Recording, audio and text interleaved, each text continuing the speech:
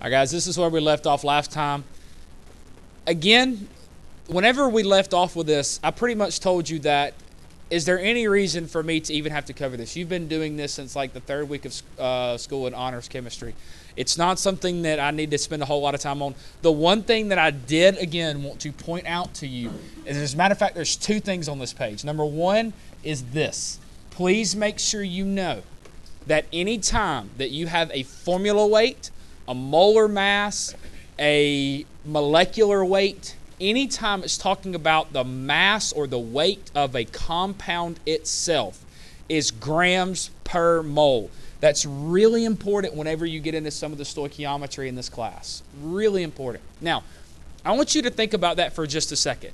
When it says gram over mole, what does that physically mean? Unit-wise, what does it mean? Grams per mole. What does that mean? It's a ratio, is exactly right. This is essentially what we call a ratio, and I'm glad you said that because I've never said that before to you guys because I didn't want it to confuse you. But essentially, it's a ratio. In 1 dozen, there are how many whatevers? There's 12, right? In 1 dozen donuts, there are 12 donuts. Okay. In 1 pair of shoes, there are 2 shoes. In 1 mole, there are 6.02 times 10 to the 23rd atoms. So again, it's a ratio. But does the mass change for every compound?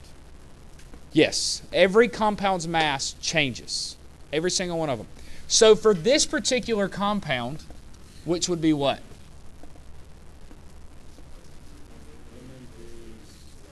All right. Aluminum sulfate is right. Why is aluminum 3 sulfate not right? Aluminum's always a 3, right? You don't need a transition metal in there, okay? So for aluminum 3 sulfate specifically, it is 342.3 grams for every what? 1 mole. So if you have half a mole, how much weight do you have? Half of that. If you have 2 moles, you have double that. Okay. So that's per mole. So that's something last year, you just saw it as something you put in parentheses and you kind of worked it through stoichiometry. I want you to see it this year as a ratio. It's relating how much something weighs for every one of them you have. So if for every 1 Ryan Richards, it's how much I weigh. Okay, but if you cut me in half, I'm half my weight, which is weird. Please don't do that.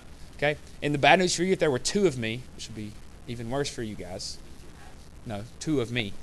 Like I have a twin. I don't have a twin. Kind of do have a twin. People think my brother and I look alike, but he's 6 years older than me. Corey knows. I don't think we look that much alike.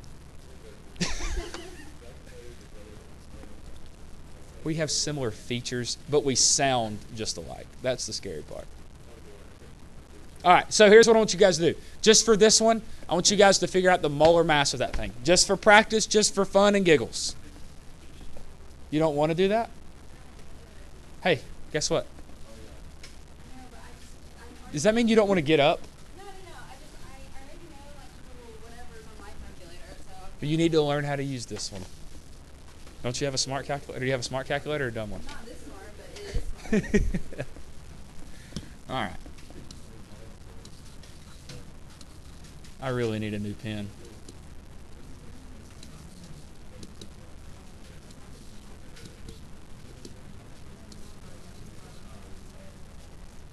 Also, something good for you guys to have, and I'm just going to kind of talk as you do this. Number 1, the more we get into AP Chem, the more you are really going to have to rely on a periodic table. I've gave y'all one the very first day of school. That may be something you want to have with you. Either put it on the outside of your folder or put it on the back side. I know you look like a super cool person with a periodic table running around on your folder, but it really will help. I know that you can download the app, but sometimes it's more aggravating to have to bounce back and forth between apps than it is if you'll just have a periodic table out.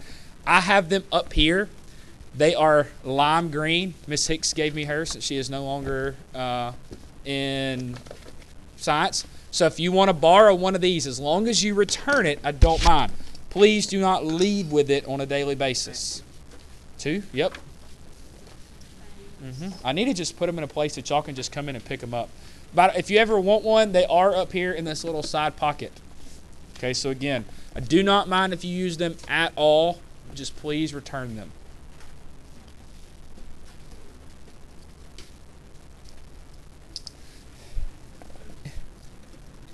And what may scare you guys is that you probably already know 2 of those masses. You don't even have to look them up.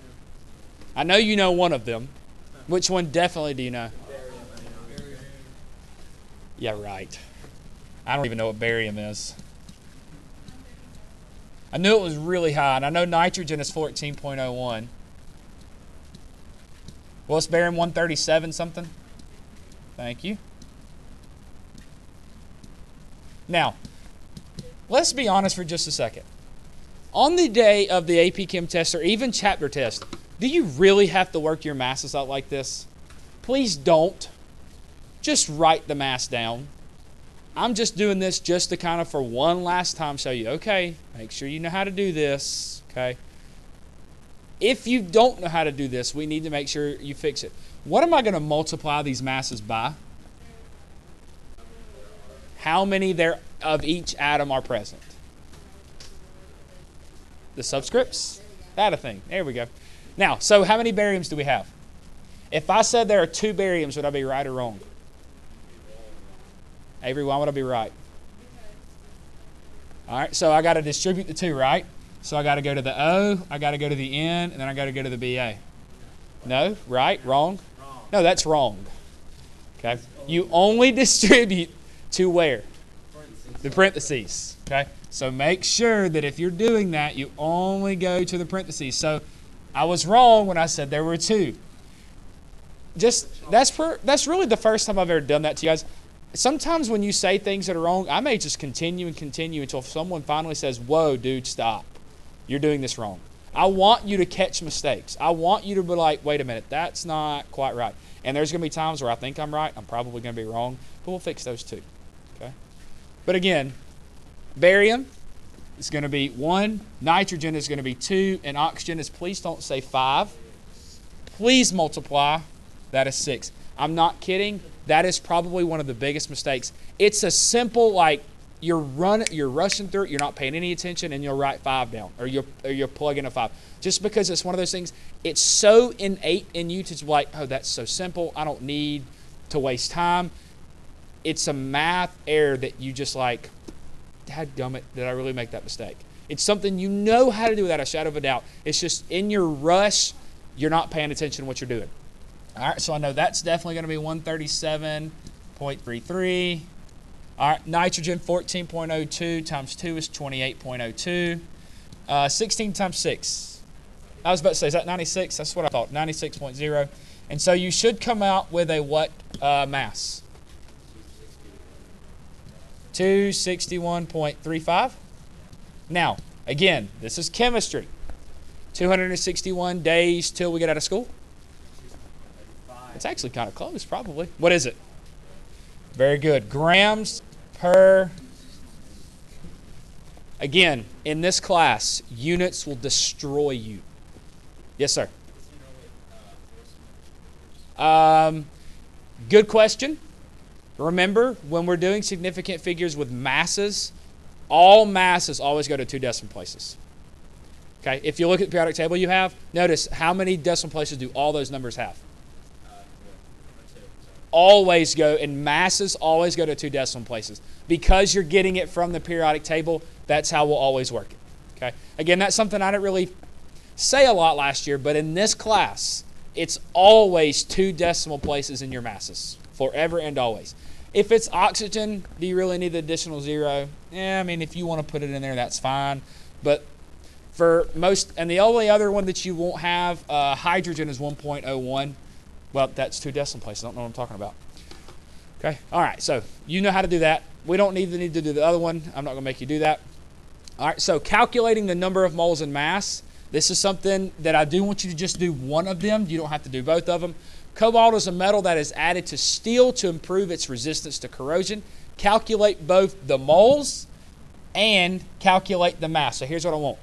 From Jordan and Cannon this way to Corey and Avery, I want you guys to take this number of atoms and go to moles, okay? And then Parker back to Zakia over this way. I want you guys to take the atoms and go to the mass, okay? Does that make sense? So y'all go atoms to grams, y'all go atoms to moles. Okay? What's wrong? Okay. What's wrong? No, y'all don't get the hard one. No, you didn't. Oh, you were here the other day when I taught you the trick to this. Yeah, y'all are going from atoms to moles, and they're going from atoms to grams.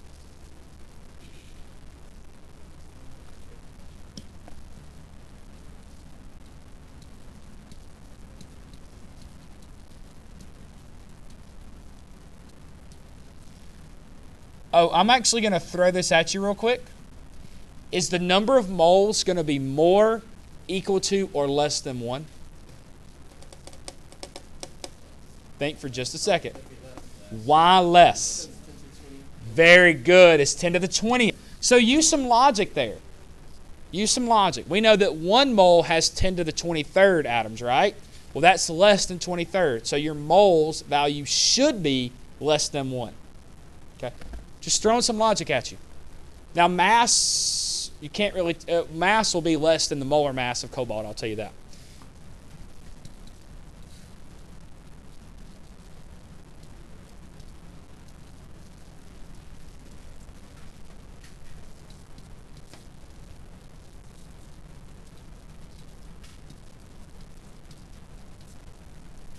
What's the mass of cobalt?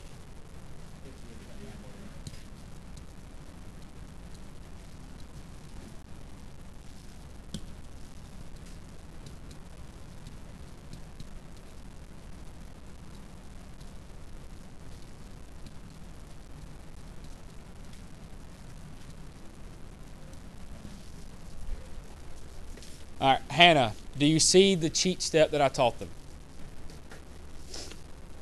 Why was I able to go straight from atoms to grams and skip my moles? Hang on, I'm talking to Hannah. What? Because they're both ones. The only time you can do this is if you are going from one thing to the same thing. Am I going from cobalt to cobalt? Yes. So you can skip the mole step. But if I'm going from cobalt to copper to chloride, can you skip moles? Then you need your mole to mole ratio, right? So if you're going from one thing to the same thing, skip your moles. Because they're both ones, right? And they'll cancel out in the math. Yes, ma'am. All right, it is, you have to hit second and then the button above the 7. Looks like a comma.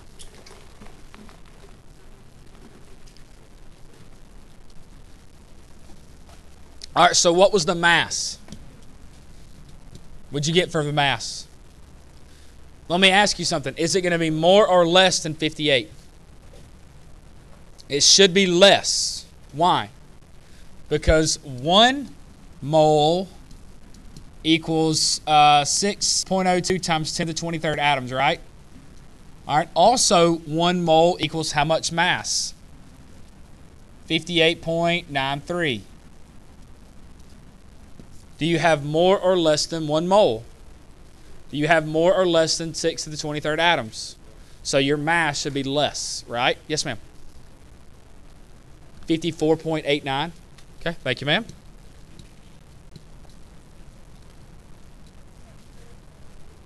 What?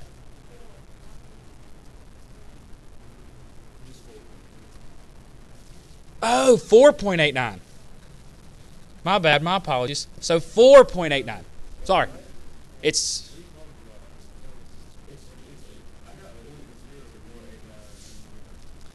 try this. 5 to the 20th times 58.93 divided by 6.02 times 10 to the 23rd. Yeah. 0.048 9 grams. That's what I got. That's what I got.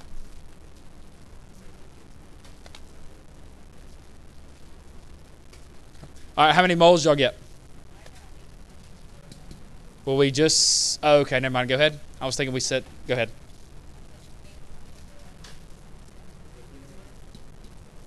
Sounds good. I really need a new pen.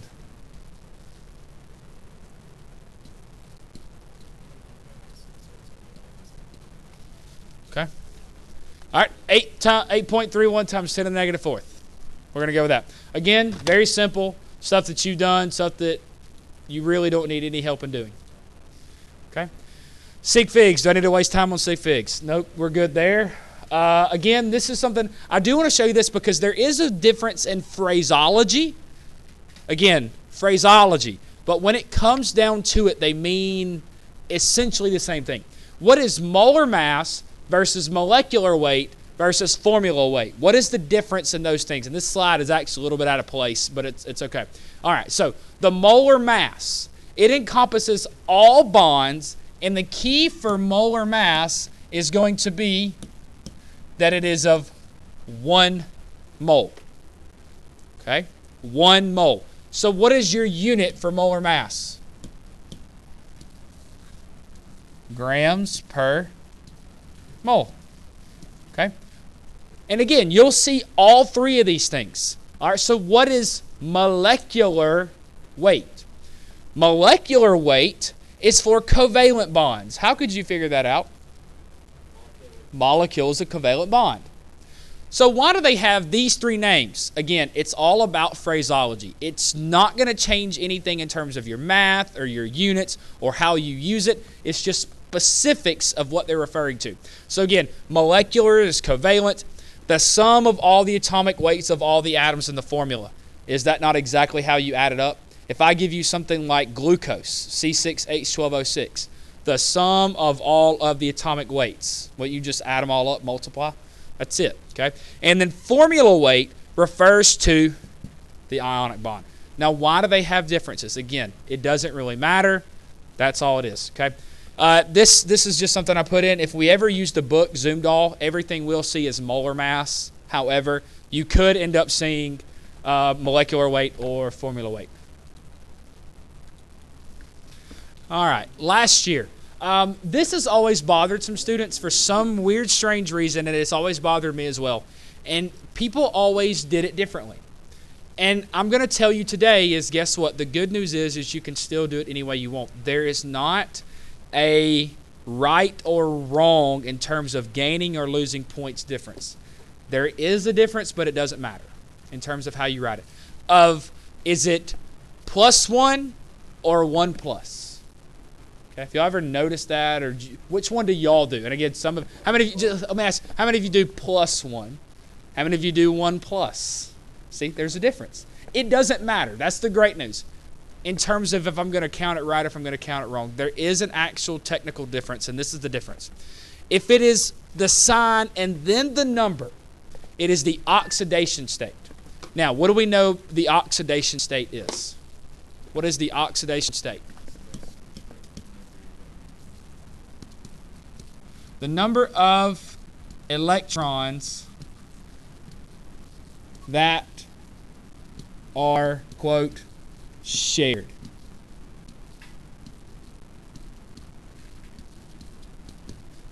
Okay? The number of electrons that are, quote, shared. Here's the biggest thing. An oxidation state can change. Okay? An oxidation state can change. So it's mainly used with transition metals and how many possible electrons it can lose. Do transition metals have different charges that it can use? Yeah. Now, we call it charges in the very beginning not to confuse you. We're trying not to confuse you because if I said, all right, group 1's charges, group 2 charges, group 17's charges, and then I said, all right, well, the oxidation states of the transition metals, you would think they're 2 different things, when in actuality, they're really not different. I want to use the same terminology so it makes sense to you. But really, transition metals have oxidation states. And what makes them have oxidation states is their ability to change. So what's the difference? A charge is the number and then the sign. And here's the thing. It will never change. Does the charge on nitrate ever change? No. Does the charge on sulfate ever change? Does the group 1 charge ever change? No. There's one exception to that rule. Which is the only atom in group 1 that has the ability to change its state? Hydrogen. Remember, hydrogen can be a +1 or a -1, right? That's the only one that can change itself up. Okay? That's the only one that can change itself up. But all the rest of them will be different. And again, like I said, does it really matter how you write them? No. But there is kind of a small technical difference. But however you write them, continue to write them that way. But I did want to show you that. Okay? All right, percent composition. Anytime you have the word percent, what does it kind of technically mean? Yes. I actually like changing this word. I like calling it part over whole. Okay? Part over whole is how I actually like to say it. Really simple. You will have to be determining percent compositions quite often in this class, okay? So just remember, it's always a part divided by a whole, whether it be percent composition for molar ratios, for mass ratios, for percent yield. It's all about a part over a whole. How do you do percent composition? It's real simple. What's the first thing you're definitely going to need? What is this thing right here? Grams per mole is the molar mass, right? This molar mass is what we're going to quote call the whole.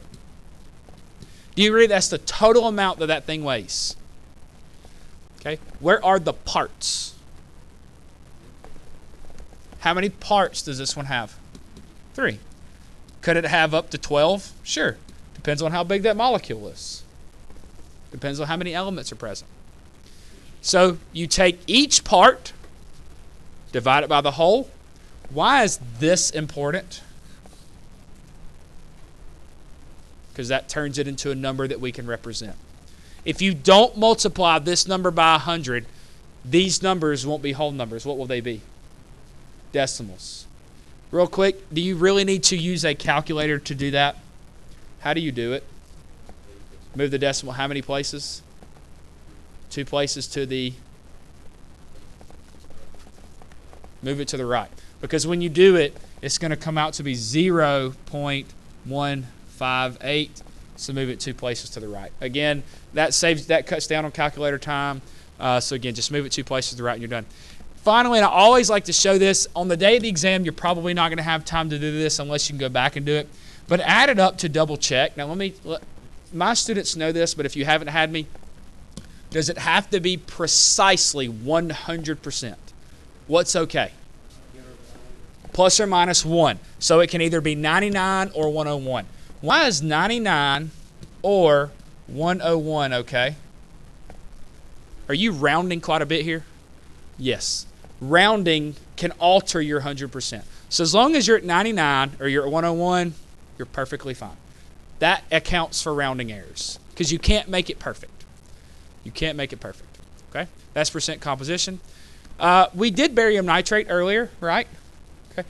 I want you guys to figure out the percent composition for barium nitrate. You already have the mass and you already have the parts. If you want to go back up and do percent composition up there so you don't have to transfer it back over, that's perfectly fine. You did it like 5 or 6, maybe 7 slides ago. So go back up and just do the percent composition. Oh, yeah, or you can do the scissors. That's a great idea. Try that out. If you click the scissors and draw a box around it, you can copy it and paste it down here. Very good idea. Yeah, after you've written it, you can draw a box around it and then hit copy and then move it down and paste it right here. Great idea. Very good. See?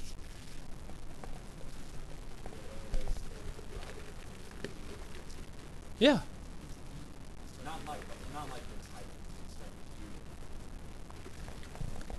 I know, but all you need is the molar mass here. That work. Now that you can take that, that work and do percent composition based off of it.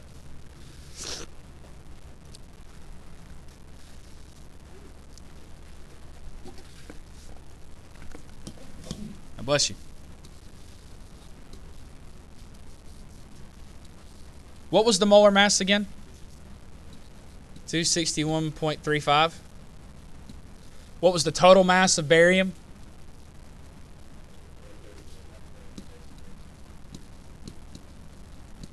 Nitrogen was 28.01, right? Was it O2? You're right. And then oxygen was 96. So again, what we would do is we would divide all of this by that number, and we're going to get 3 percentages. We're going to get 3 percentages based off that.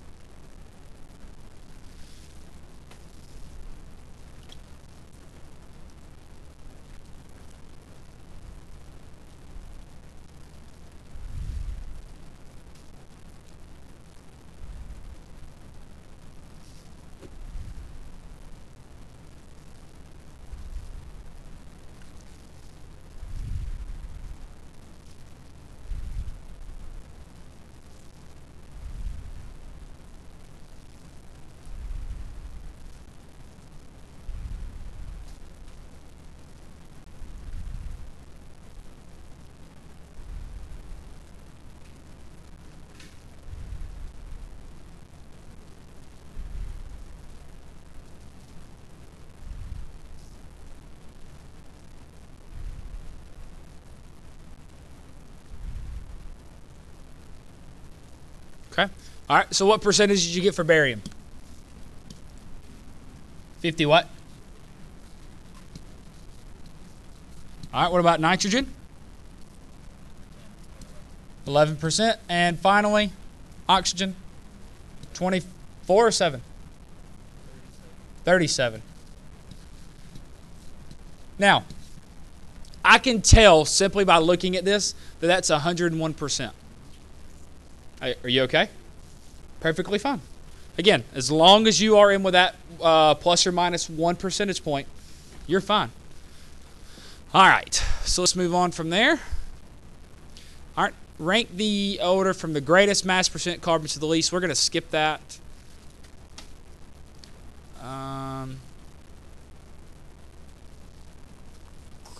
All right, calculating the formula mass from combustion. All right.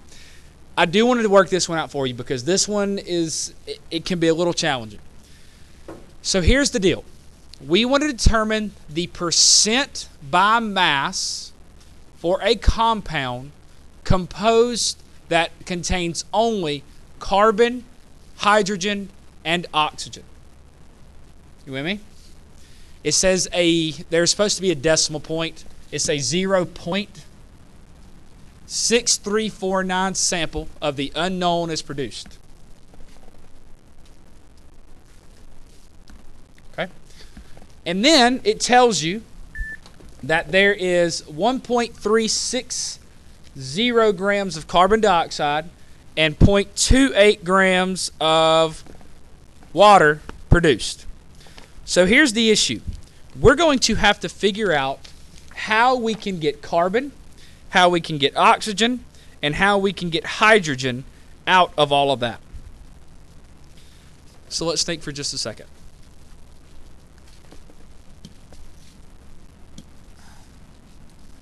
Can you get a mass of carbon out of that particular mass? Can you?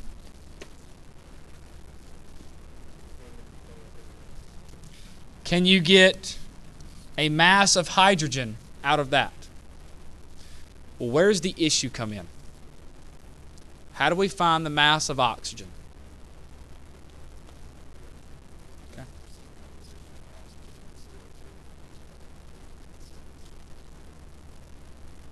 Not percent composition. Okay. All right, follow along with me. So here's what we're going to have to do. For CO2, we're going to get the mass of carbon. All right? So here's what we're going to do. So we're going to do 1.603 grams of CO2. Now, if grams of CO2 is on top, where does it have to go? It's got to go on the bottom.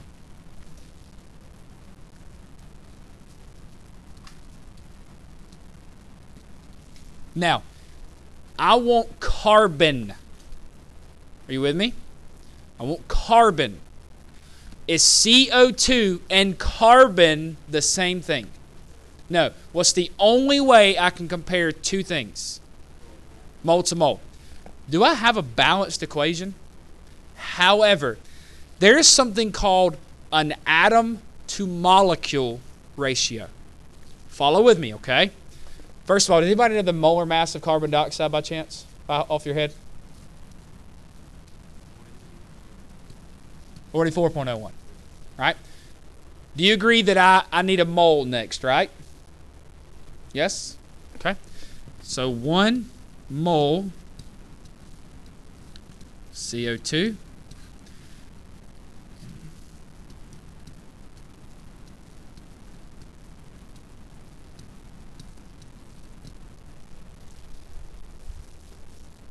Everybody with me?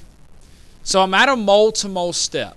However, I don't have a balanced equation. However, I have something called, and again, I'm just going to write this up here. It's an atom to molecule ratio. An atom to molecule. What is my atom that I'm specifically wanting? Carbon. What's the molecule that I'm specifically referring to? For every 1 CO2, how many carbons do I have? 1. How did you know that? There's only 1 carbon, correct? So for every 1 CO2, I have 1 carbon. Let's just forget what we're doing for just a second. Let me ask you this. If I said for every 1 CO2, how many oxygens do I have? What would the answer be? 2 over 1. So it's just an atom to molecule ratio. Do you see how that works? Okay. Now, what do I need? I need the mass. So I need to go one more step, right? Real simple step. I have mole of carbon to grams of carbon. So 1 over 12.01, right? Well, let's talk for just a second. That's stoichiometrically what's having to happen here. I want you guys to look at it for just a second, and I want you to tell me how you can simplify that math. How could you simplify that math? All right, I'm going to write something beneath it, and this is how you can simplify it. What is going to happen to all of these ones? They're all going to cancel. So do you agree that what we really could have done would have been 44.01 grams of CO2, and there's 12.01 grams of carbon? Do you agree that that's possible? Okay. Is that much simpler to work with? Much simpler, right? Now, what if we had let's just say, what if it had been oxygen we were wanting? Could you have put 16 in that blank? Why could you have not put 16 in that blank? The atom to molecule would be different, right? What could you put in to still simplify all of that math? It would be, instead of it being 16, it would be 32. Are you with me? Okay. Will these two, the purple and the blue, still give you the exact same answer mathematically? Yes. So let's figure out that answer. I'll tell you what that answer is. 0.4374 grams of carbon. So do we have the total mass of carbon out of our mass of carbon dioxide? Yep. Okay. All right, that's the first part. I'm going to draw a line just to make it, you don't have to do this, but I'm going to do it just to make it simple. And I want you guys to do it, okay? From the water, I want the mass of hydrogen. Okay. We know that we have 0.2810 grams of water. So here's what I want you to do. I don't care how you do it. I want you to solve for the mass of water. You can do it the long way or you can do it the short way. But if you do it the short way, be very careful.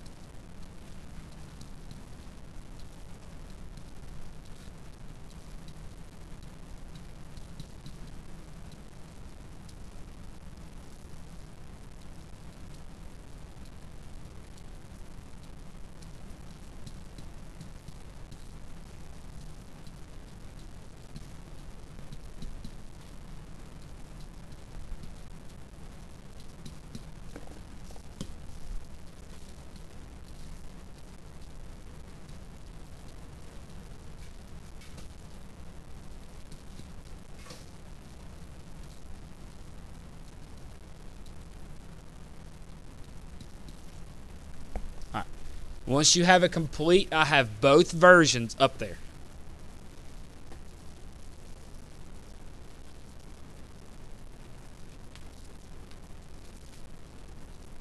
Do y'all want the answer too? Not yet? Okay.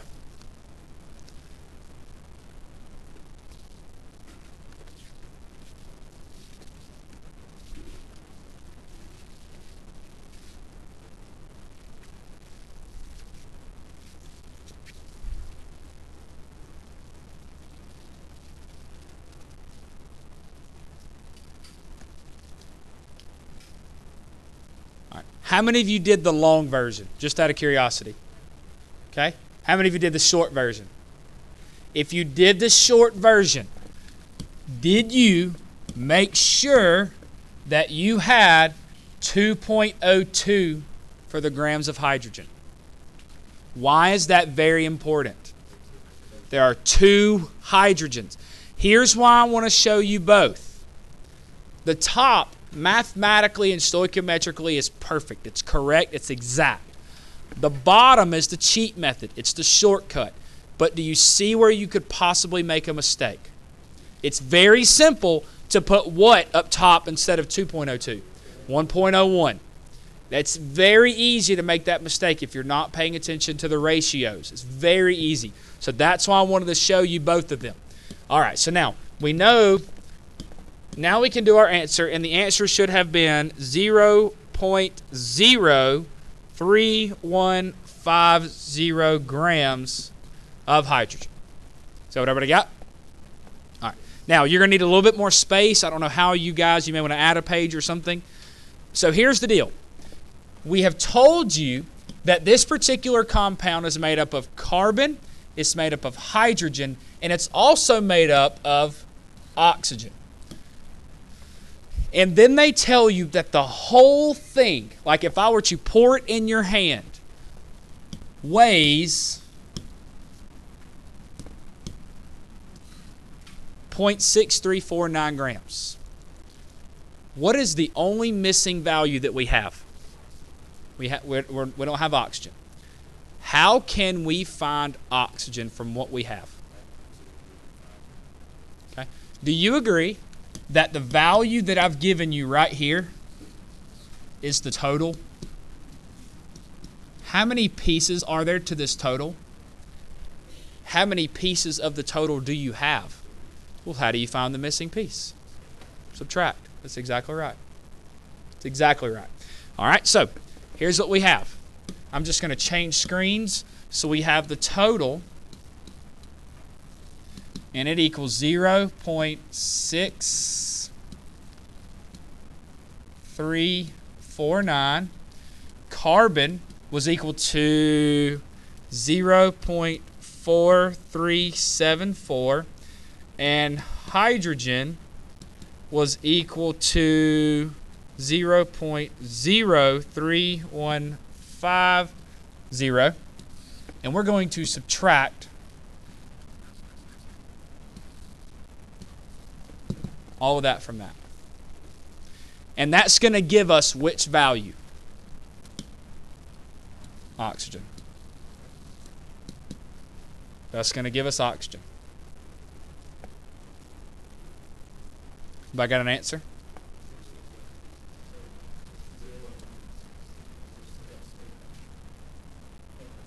Yeah. There you go.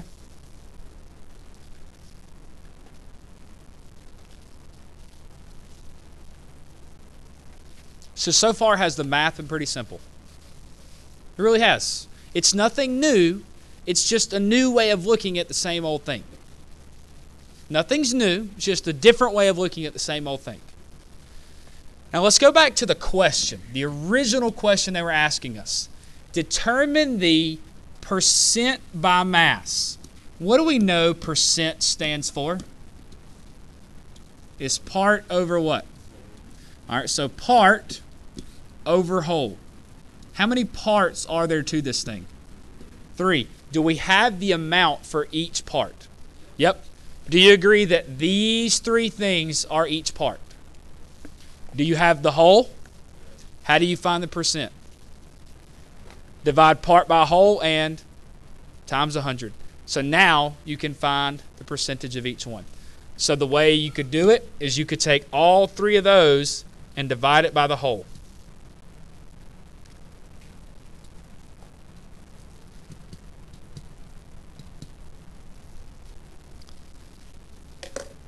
See what you come up with percentage-wise.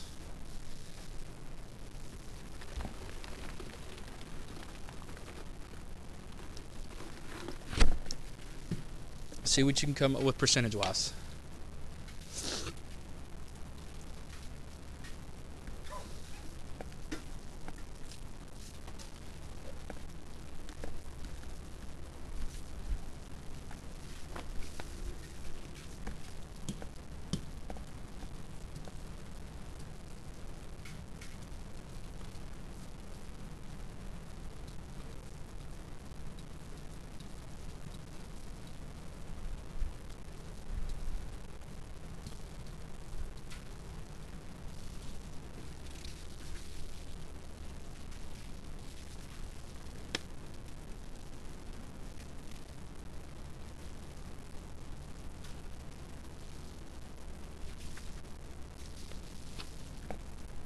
When you get it, I have it up there on the board for you.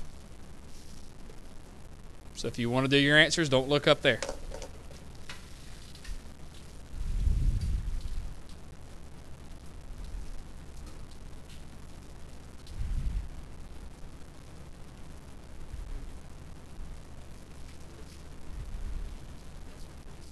I did it for a specific reason. You'll see in just a second why I did it for a reason.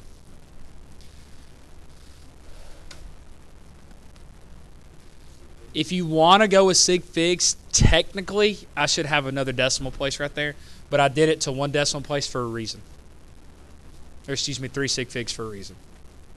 Yes, accuracy, but there's one more and you'll see in a second. All right. Is that what everybody got for percentages? All right, now I'm fixing to put something on you guys. Do you agree that we have no idea what the compound of this is? I will skip several things in the lecture if you guys can do this one thing. Based off of the values that you just got, find the empirical formula. If you don't quite know how to do that, if you'll scroll a few slides, there are some steps. but I will skip about eight things and like 2 whole problems if you guys will find the empirical formula from that data. Okay? And I'll give you just a minute to do that. All right, so here's what I'm going to do. I'm going to go ahead and show you exactly, step by step, of exactly how to do this. I am going to need these numbers, guys. Did y'all use these or did you use your numbers? All right, I'm going to want these numbers. All right, so let's see. It is going to be carbon. Come on. All right, so carbon was 68.9%. Hydrogen was what percent? Okay, 4.96%.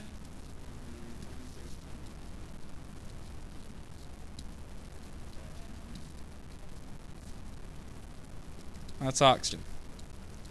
All right, now, so I charged you guys with finding the empirical formula. Some of you knew exactly what to do. Some of you had to review the rules for just a second. Some of you had to actually study them in depth. But that's fine. That's why I'm going back through this, to make sure you understand exactly how to calculate the empirical formula. When you are given percentages, what is the first thing you do? Get rid of that percent and turn it to a gram. Now, if you read your rules, it will tell you why. Essentially, a percentage is out of 100. So if you have 100%, you have 100 grams. Well, that's not quite 100%. So it's the equivalent in gram form, okay? So now we have grams. What do you do from here? After you have grams, what's the first thing you do? Convert it to moles. Very good. So I have 12.01 grams of carbon into 1 mole. I have 1.01 gram in 1 mole. And then I have 16.0 grams of oxygen also in 1 mole. Okay? Somebody help me out. What are the values for the moles for carbon? Now again, I need the answers to my numbers, not yours.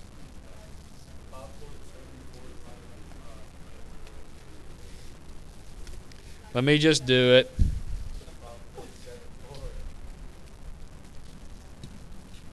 Okay. 5.74 moles of carbon. What about hydrogen? 91 moles of hydrogen. And finally, what about oxygen? 1.63 moles of oxygen. All right. So now, our first step, we dropped the percent, changed it to grams. Our second step was convert grams to moles. What's your third step? Divide by the smallest number of moles. Which is your smallest one? Oxygen. So we're going to divide each of them by that. So 1.63, 1.63, and 1.63. What is oxygen obviously going to turn into? 1. When you do 5.74 divided by 1.63, I just want to do it just to kind of show you something. 1.63. This is what shows up in my calculator. 3.52, and then 4.91 divided by 1.63. I come up with 3.01.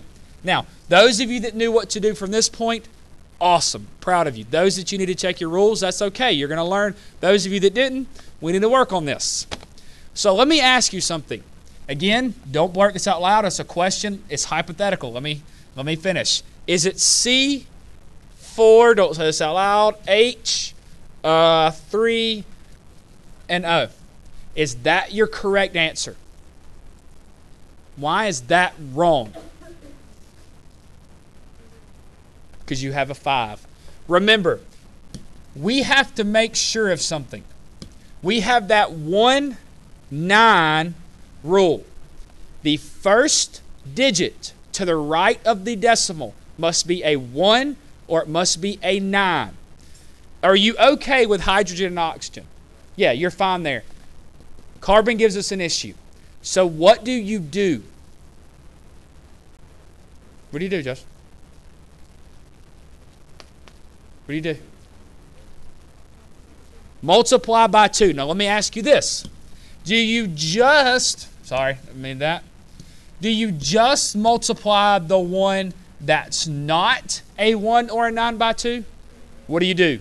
Every single one of them. So when you multiply all of them by 2, this is the new answer you should come up with. This should be 7, this should be 6, and this should be 2. So now, when I rewrite the answer, now that they're all correct with 1s or 9s, so C7, H6O2, is that the correct answer? Yes, it is. Yes, it is. That is your right answer. Most of you got that, and I'm proud of you. Very good. That's a pretty difficult question. I want you to think about what we did. From the start of this problem, look at where we've gotten to. Think about all the knowledge it took for you to have to do this. The first thing you had to do was convert grams to moles, and then you had to determine the mass of of carbon. Then you had to determine the mass of hydrogen from water, and then you had to subtract it from the total, and then you had to find the percent composition, and then you had to find the empirical formula. Think about everything we just did that you had to have knowledge of to figure this out. And a lot of you did it very well. Very well. Okay. The last thing that I want to make an emphasis of, let's pretend this problem is right, it's done, but I'm going to throw a curveball at you. What if you had gotten 7.6 right there?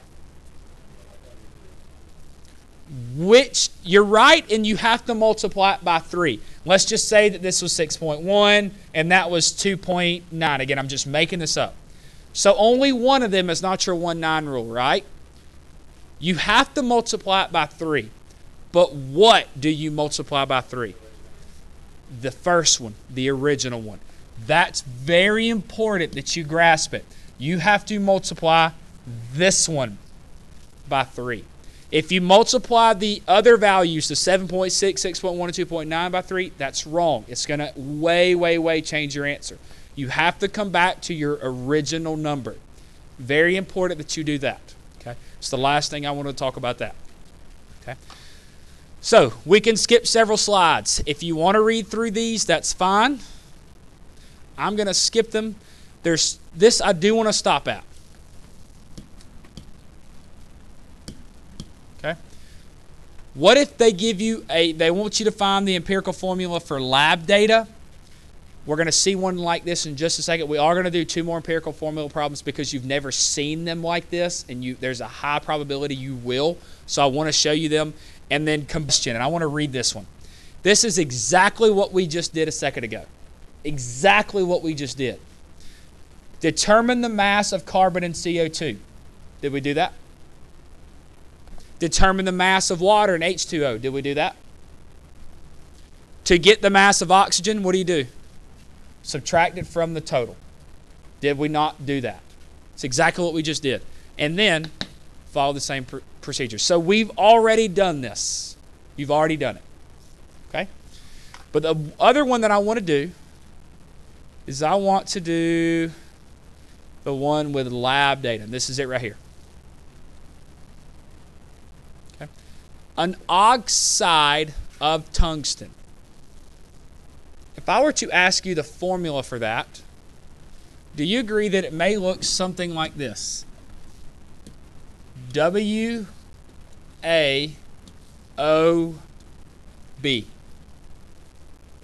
First of all, you're like, what are you writing? Tungsten's symbol is what? W. Oxide is, what are the A's and B's? Any of the subscripts. We know that there is a potential that I'm just writing these things down.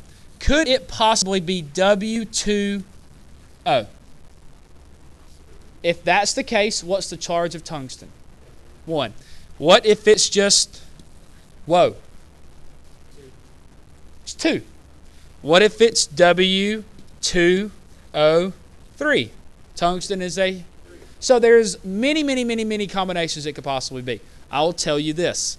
This is the highest it could possibly be. What's the charge on tungsten? There is not an oxidation state higher than 7. Yeah, 8 is pretty much a noble gas. That's why. Very good. Okay, that's the highest it could be. So again, I'm just showing you the possibilities. So it's not going to be anything crazy. So here's the deal. An oxide of tungsten is a bright yellow solid. If 5.34 grams of a compound contain 4.23 grams of tungsten, what's the empirical formula? How many parts are there to this whole? 2 parts. Do you have the whole as of right now? Do you? How much does it weigh? 5.34 grams, right? What's the only missing part that you have? How do you find it? Amazing. All right, so let's try that. So total is going to be 5.34 grams. We know that tungsten is minus 4.23 grams. So how many grams of oxygen does that give us? 1.11? 1.11 grams. From this point, you should say, I got this. I got this. So, again, I'm just going to kind of box this up because we're not going to need, we've got our information now. Come on. All right, so we have 4.23 grams of tungsten, and we have 1.11 grams of oxygen. Can you find the empirical formula from that? What's your first step? Grams to moles. What's your second step? Divide by the smallest number of moles. From there, what do you have to check? Check the 1-9 rule. All right, so the last thing we're going to do today. You guys do this and we'll shut it down.